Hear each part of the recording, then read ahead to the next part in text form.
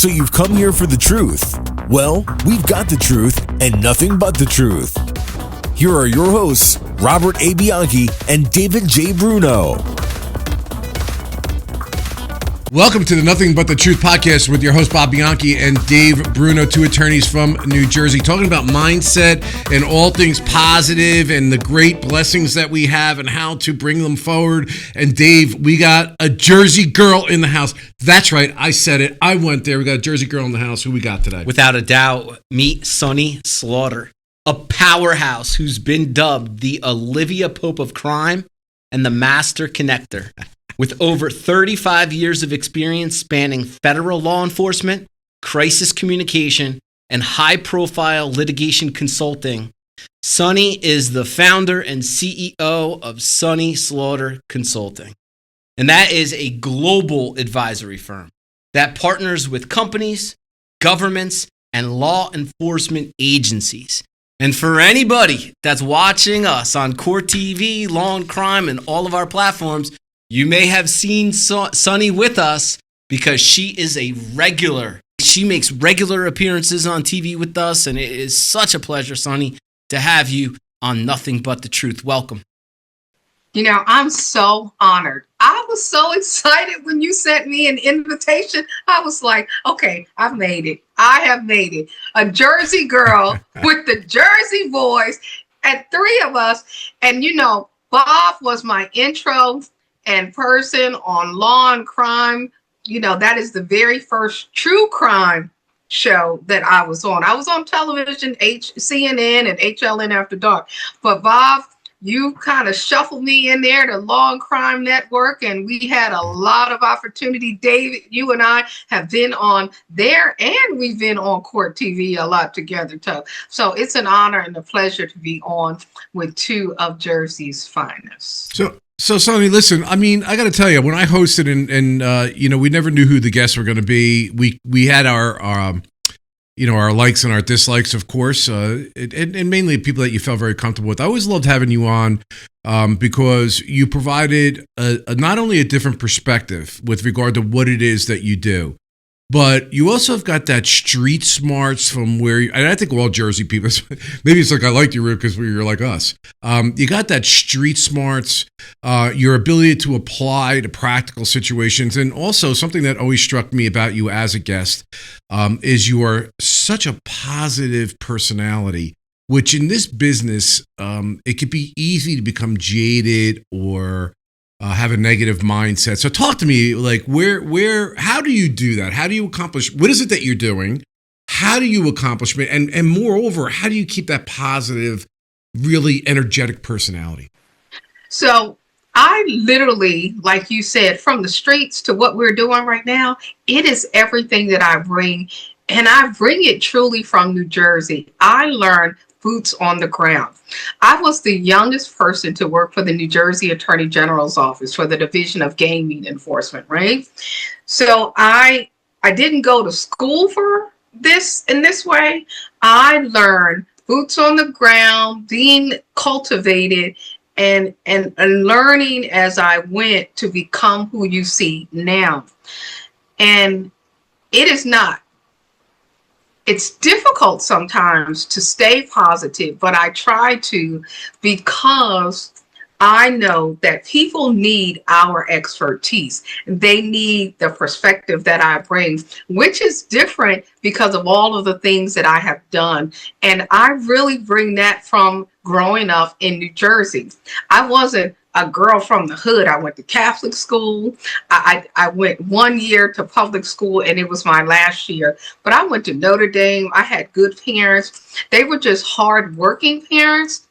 But I had the ability to connect and communicate with people.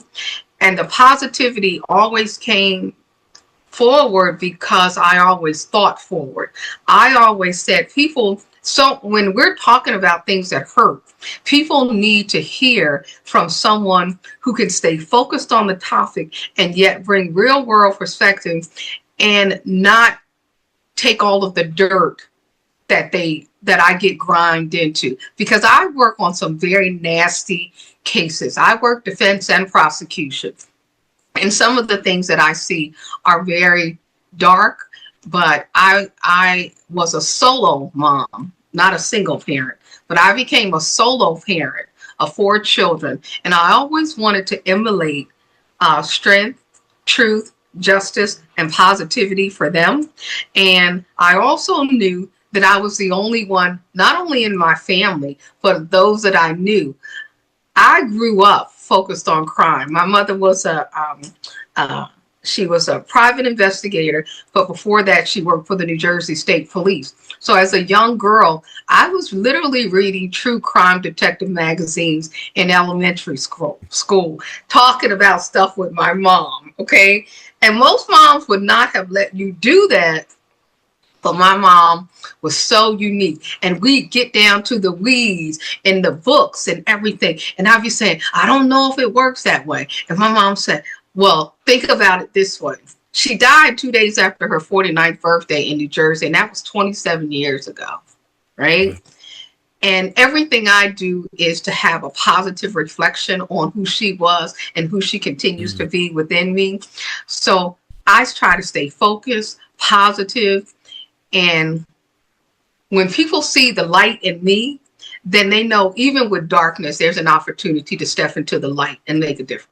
I did. I'm glad you just ended it with that, because I did want to say, I have this thing about the victim mentality and the victor mentality, and I know that it's not necessarily politically correct to say, but you have this life, and it's not that you didn't have nicks, bumps, and hard hits along the way. Talk to me about resiliency. Oh my gosh. Well, when I lived in New Jersey, one of the times that I've lived there, because I grew up and I was raised there and then I left.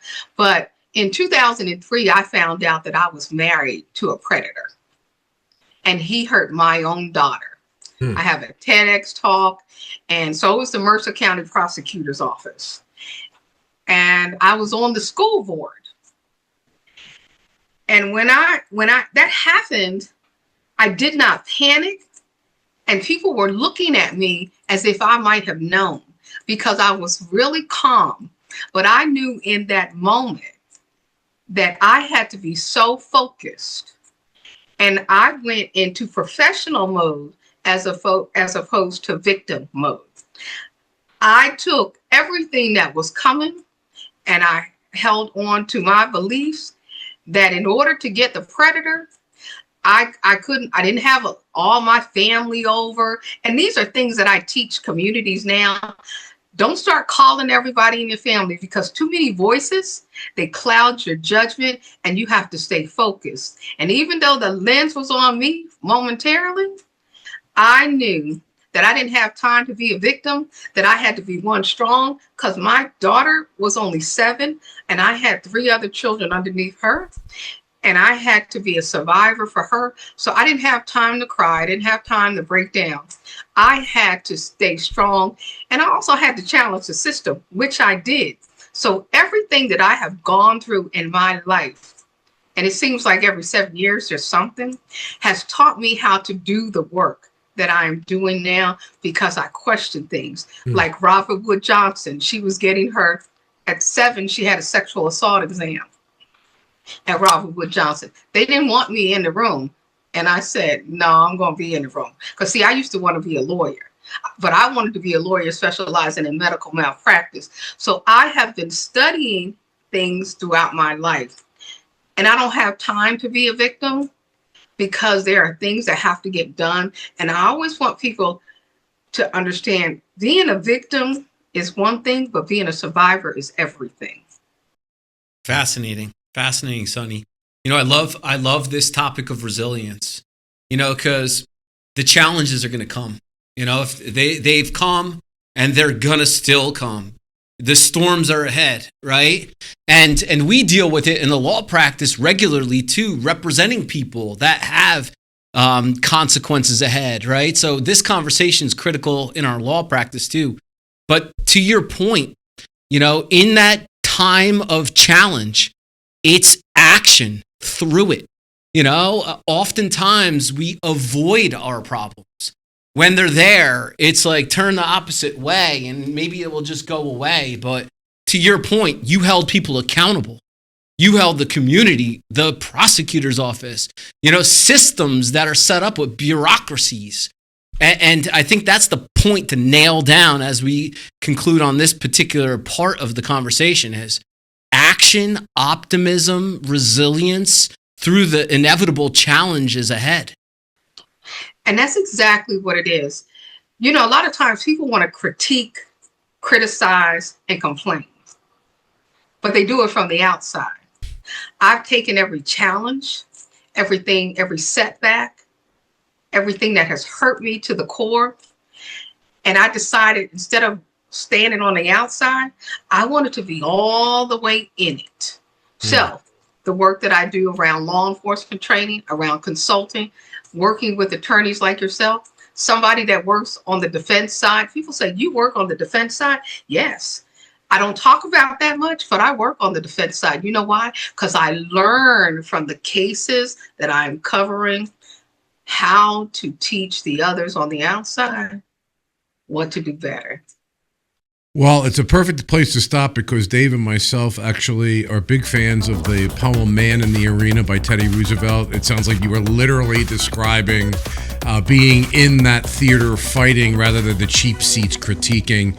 Sonny Slaughter delivering the fire. Dave, we're going to take a quick break on Nothing But the Truth podcast. We'll be right back. At the Bianchi Law Group, our team of former prosecutors and certified criminal trial attorneys specialize in criminal defense and domestic violence cases. When you need a law firm with courage, compassion, and the commitment to fight for you, call the Bianchi Law Group today. All right, guys, Nothing But the Truth podcast. We're back with Sonny Slaughter, Jersey girl, doing a lot of talking about, how her difficulties, her resiliency, and the decision. And this is where I like the mindset, Sonny. The decision is not to run away, as Dave was talking about before, but rather to get in it and to work through it, as opposed to putting the blinders on. Dave was always fond of saying eating the frogs, as it were. And so, some people talk to me about how does that make you in those difficult times? I see there's a difference between happiness and joy. And joyfulness is something that's dealing much more powerful. Like it's dealing with good times and bad times with equanimity, with equality of a sense of purpose and that everything's going to be okay and it's going to work out. What are your thoughts about that? I agree. I'm also a woman of faith. And my faith is tied into the joy that I have. And what I do is I take those moments that are not covered in the mud. And when I'm celebrating, do you know that for me, celebration doesn't mean taking a trip. It just means sitting back, relaxing, spending time with my now adult children, all four of them, the grandchildren, like I'm a grandmother. And joy in the fact that I have made history on more than one occasion. I have made change, and I have made someone else's life better. And when you can contribute to the lives of others, that's nothing but joy. When you can look at the circle around you who are doing amazing things like you and Dave, the podcast, I look at your LinkedIn page and see all of the great work that you're doing, all of the outreach, and in different areas. You're not just lawyers, and I'm not just a law enforcement expert in a box. I think that's because we're from Jersey too, because we don't do box as well. Yeah. We broaden our skills to make a difference in places that people would say, well, you don't belong. And we say, who says we don't? Because we're going to come in there with our shoulders up and pumped. And, when people say, well, I don't know if you belong in here. I'm like, I didn't ask you. I'm coming through the door because I take that joy and the knowledge of knowing everything, not that I have overcome, but that I've come through. Because see, overcoming something is different than coming through it. Because when you come through it, you bring it all with you. And when you step out on the other side, that's joy. That is strength. That is resilience. And that's what I have. Look, you started talking about that role model mindset that your mother gave you, that your mother that you've given your children. And in reality, too, what you're talking, your impact, you're serving, you are building community. And I wholeheartedly believe that is the key to fulfillment, gratitude, appreciation. Like when you're able to change in a way, and you're talking about this and it's just resonating with me because this is what we're doing. This is why we're doing this show, these law talks and these CLEs about attorney wellness. It's talking about impact. Sonny, how do we drive this forward? Right? How do we continue to bang this drum and make this a common conversation on LinkedIn, the professional conventions and everything that there is out there? I think we take this segment that we've done and we share it, and then we encourage other people. I have not seen attorneys talking about law wellness until I saw the two of you doing it. We talk about officer safety and wellness. I do, but we don't talk about law, the lawyers. And when you think about the professions that we are all connected to, all of that matters. And it is about opening the door to conversations like this, to conversations that I see you all having about wellness. I see everything that you're doing, and I'm like, look at them. And I said, look at that, about wellness. And we're not talking about wellness because with wellness is wholeness. And I know at the end of the day, I don't want to be put in the ground because I'm going to be cremated. But I wanted to say, servant, well done. Because I have served my life. I have served my community. I have served in truth. I have served justice. And now it's going to be inscribed on my, my canister. That's literally my TEDx talk, is the deathbed confession. What do you want to be saying at the end of your life? And that mantra from the Bible, well done, servant, is something that is very big. And I know that you're also, or were, or at some point in time, served as an EMT. And I like to tie all these conversations up. Like, I think it's important that we drive home the point that when we're looking at our life, well-lived, faithful servant, when we're looking at that from all the way when you're 20 or 30 and 40 and 50 and 60, at every stage along the way, to me, and I could be wrong, at least for myself personally, the greater satisfaction that I get is knowing my life made a difference in the lives of other people. And so if you are doing things just for the money or just for the power, I mean, we know a lot of very powerful people. We see them all the time on TV. Do they look like the most miserable people on the face of the earth? Yes, because everything is about them. It's really not about service. So you've given this level of service. I think that service to others is the truest path to joy and a fulfilled life. What do you think? I absolutely agree. But to be servants, you have to be open and you have to be really connected to something higher than yourself. Mm-hmm. Now, everybody might not say they are Christian or they serve God or whatever, but you have to step outside of yourself to be a servant leader. Okay, because people can be servants, but not everybody's a servant leader. I believe that the three of us are servant leaders. And when I didn't even know that I wanted to be an EMT, I got that from when I started working for the New Jersey Attorney General's office. And Dawn, one of my colleagues, she was an EMT. And that's how I started. And there's that plaque that's with the gold on it.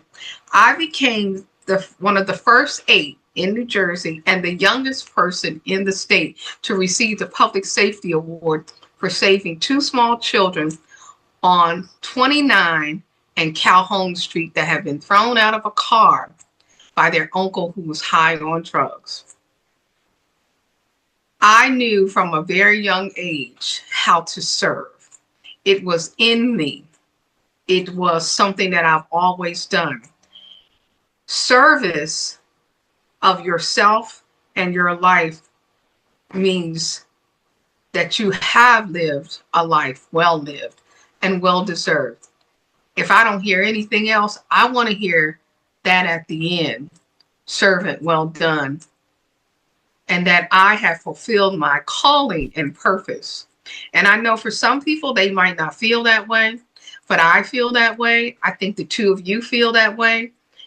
And it's really important that we do not measure our lives in finances, like you said, in all of the worldly things. I need to eat. I have to pay my bills. All of those things matter. But making a difference in the lives of others is what I must be known for. And not just known by others, but what I must be known for within my spirit.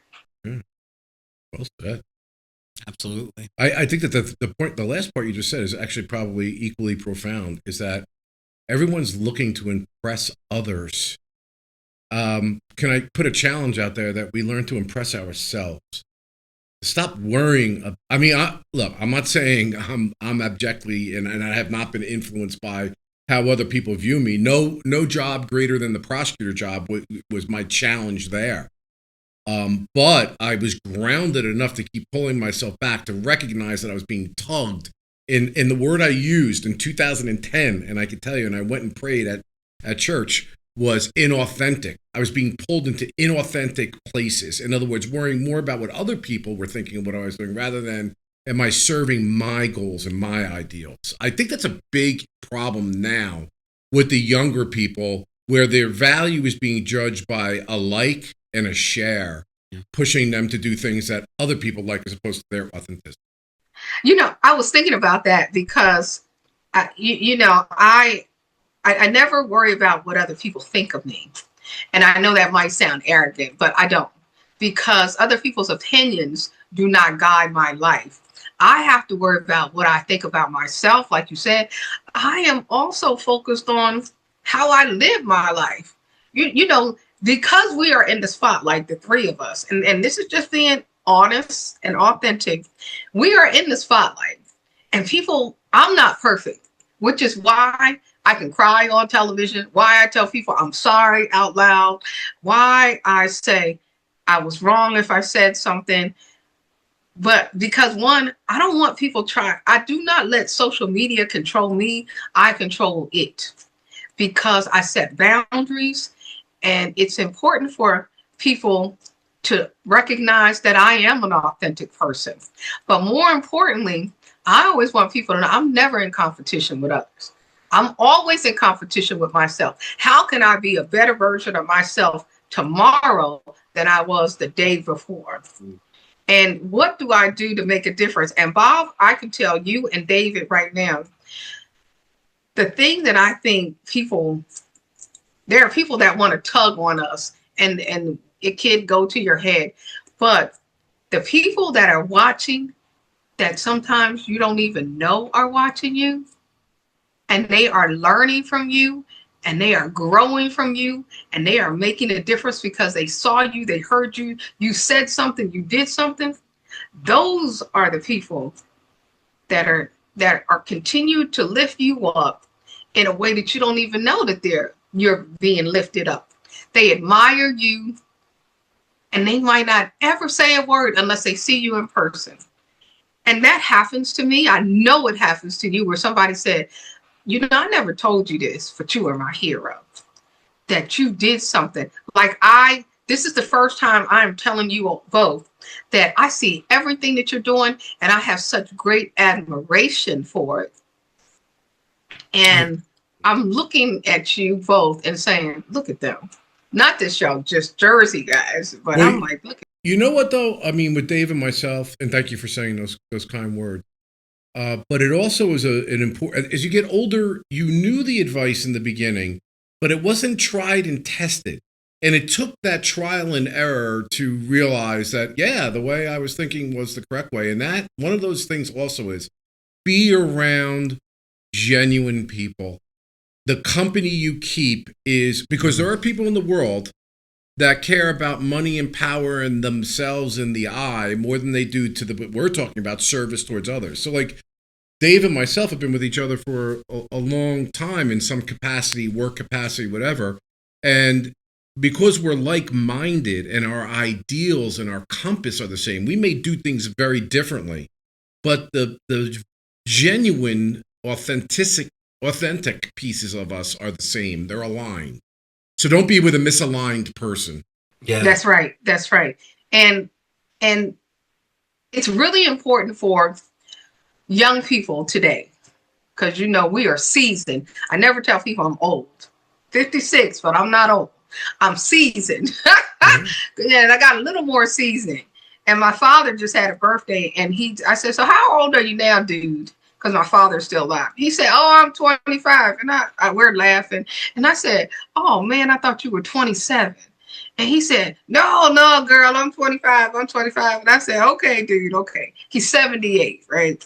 I'll be, 58 in July in next year. But it's so funny because the young people with a little less seasoning than we have, need to see our authentic selves. We don't need to, you both don't need to do everything like one another, everything. And I have never wanted to be like anyone else. For the most part, I roll solo. I like to travel. If I'm going to work at a conference or something, I'll meet you there. But I kind of go solo because I want to move about. And sometimes people don't want to move about in the same way.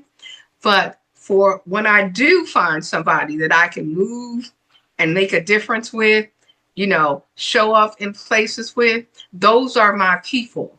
And for servants, leaders like us, we have to know who our people are and who the people we have to stay away from.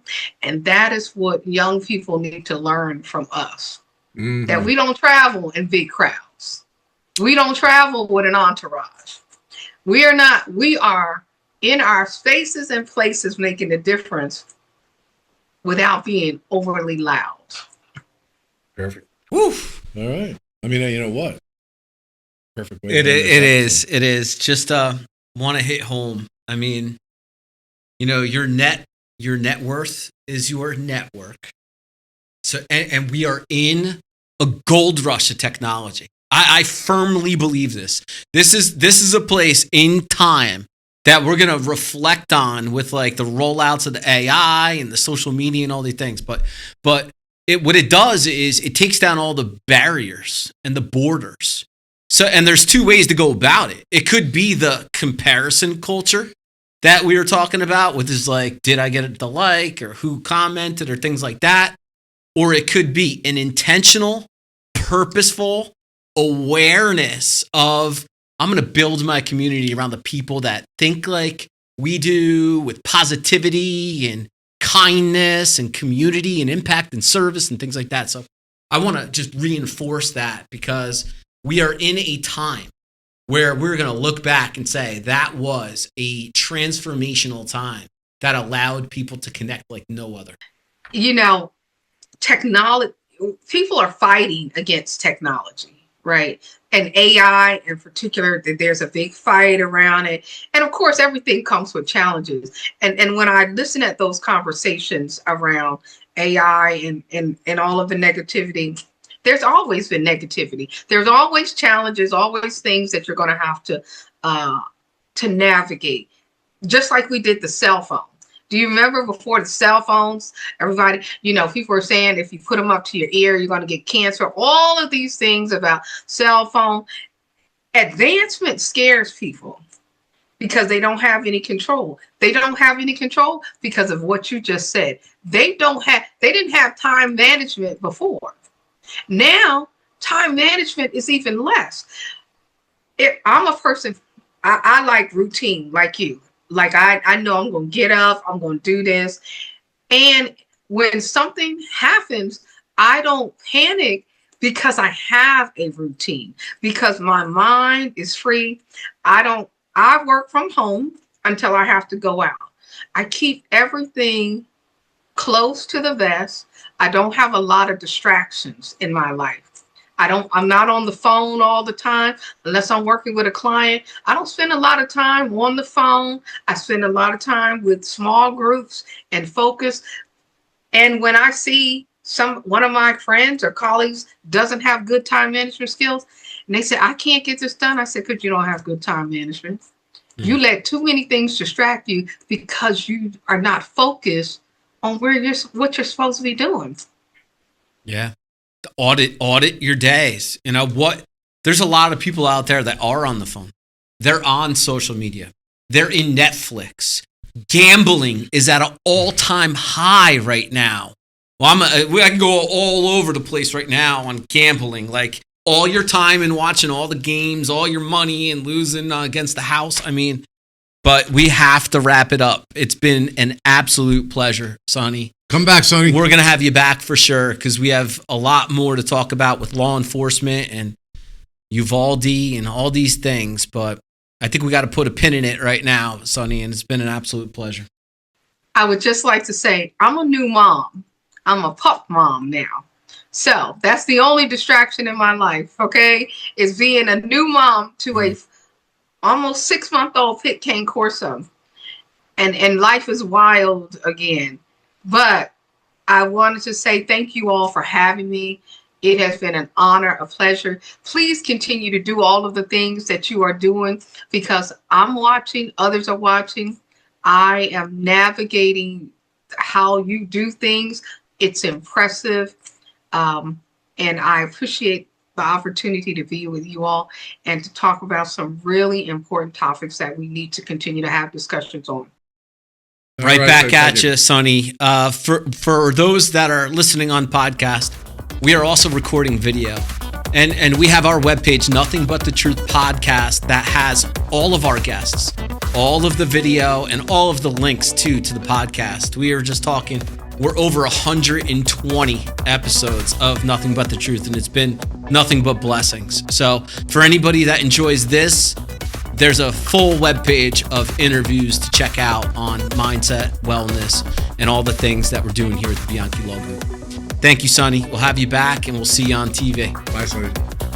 Take care. We're the Bianchi Law Group, a team of former prosecutors and certified criminal trial attorneys. But here's the thing. He put himself in a box when he said... Relied on by CNN, Fox News, MSNBC, Law and Crime, and news leaders across the country for our criminal defense expertise. To get a search warrant, you have to have probable cause that a crime's been committed and there's evidence in a particular place. When you need a law firm with courage, compassion, and the commitment to fight for you, call the Bianchi Law Group today.